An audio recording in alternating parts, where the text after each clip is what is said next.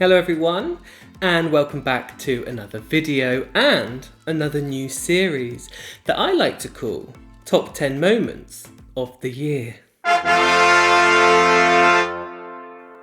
That's right, I am attempting to go through 1985 to current day, whichever day you're watching this on, and rank the top 10 moments of every single year of EastEnders. And of course, I have to say, these are my opinions and my opinions only.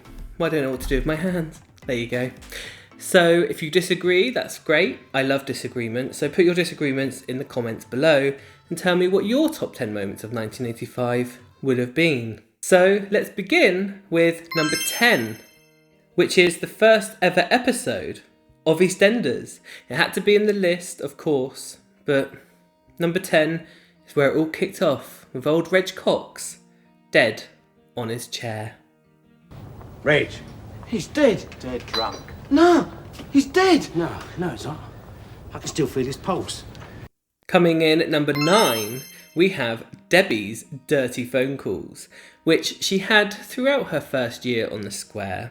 The person who it was Neymar's husband, who was the first ever character to leave the show because he wasn't particularly happy with his storylines. It's lucky he's not in 2021, isn't it? So let's take a little clip now and remind ourselves about her dirty phone calls and how Neymar works out it was her husband. You're sick.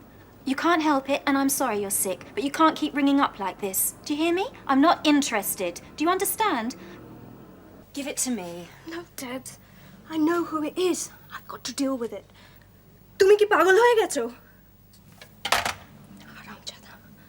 In at number 8, we have the wonderful Mary the Punk, or Punk Mary, depending on what era you knew her. And Punk Mary, being oblivious to the world, wanted to try out stripping.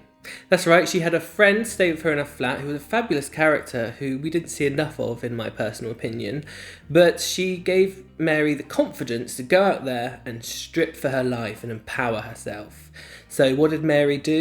She chose to practice on poor old Lofty, who, let's be honest, he just wants a nice girl to settle down with, not someone in leather straps rumping up against his groin. So, you know, you win some, you lose some, Mary.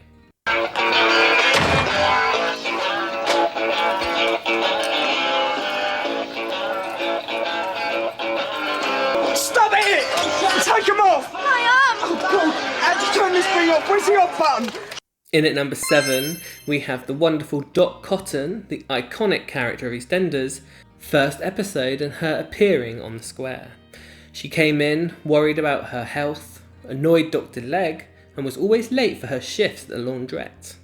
What a character she went on to become, but her first episode, she was iconic from the start. Sorry, love.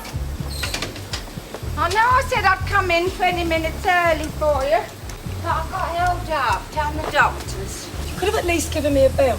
Well, I didn't realise Leg would keep it so long.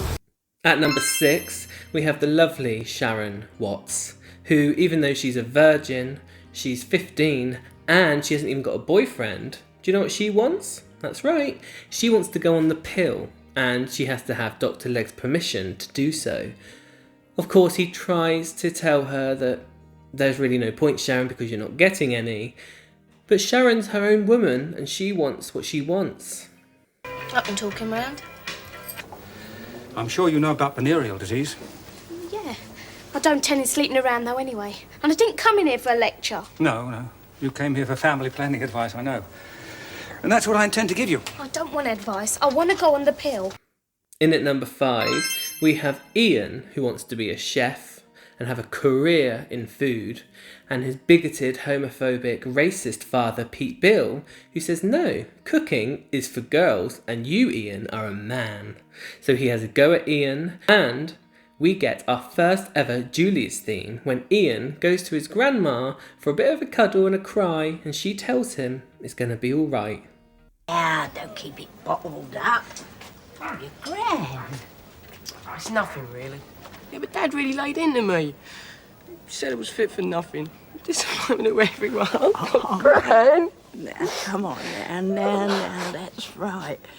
You let it out. In at number 4 now, and we have Pauline Fowler, who has the first baby of EastEnders. That's right, little Martin Fowler.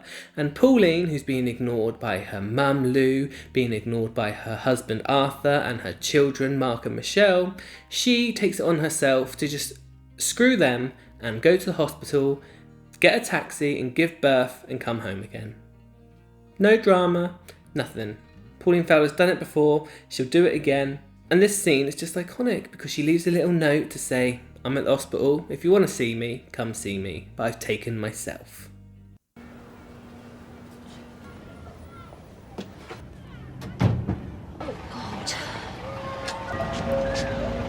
Taxi! Take me to King George VI, please.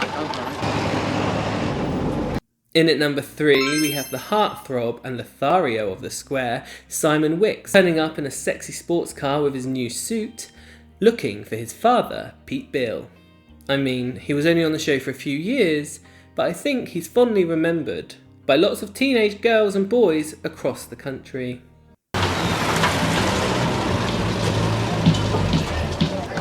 Excuse me, is this Pete Bill still? Yeah. Well, is he around, you know? No, he ain't, sorry. What, is he likely to be back soon? I've got no idea, darling. He said it'd be half an hour, but that could mean anything. I'll come back later then, eh? Yeah, all right. In at number 2, we have the very, very sad, but amazingly played out and scripted episode of baby Hassan's cot death, when Sue and Ali wake up to find out their child has passed away in the night. The episode follows Sue and Ali from the discovery right up until being told that there's nothing they can do, and the performances from the whole cast are just phenomenal. It's very sad, but EastEnders hit out in its first year as that gritty, realistic, hard-hitting soap. So, what happened to my little alarm clock this morning? Getting just like your dad, snoozing away. Hey, wakey wakey. And in number 1, for 1985, the best moment of the year is the episode where we all find out who exactly is the father to Michelle's baby. All the men in Walford are getting in their cars because Michelle has asked this one man to meet her to tell them that they are the father. And it's none other than Den Watts, the dirty man who impregnated Michelle at 15, might I add, on the Wicks sofa. So, you know, classy. But this was the top moment, the first sort of whodunit in EastEnders, and it has remained iconic even to this day.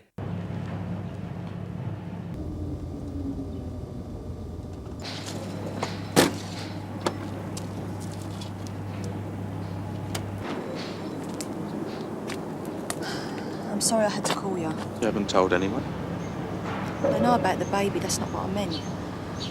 But no one knows what exactly happened, what's involved, who's involved. So there you go, those were my top 10 moments of 1985. Let me know if you agreed or disagreed with my opinions. Did I miss some amazing moments out? Let me know in the comments below. And I will see you in the next video when we review the top 10 moments of 1986.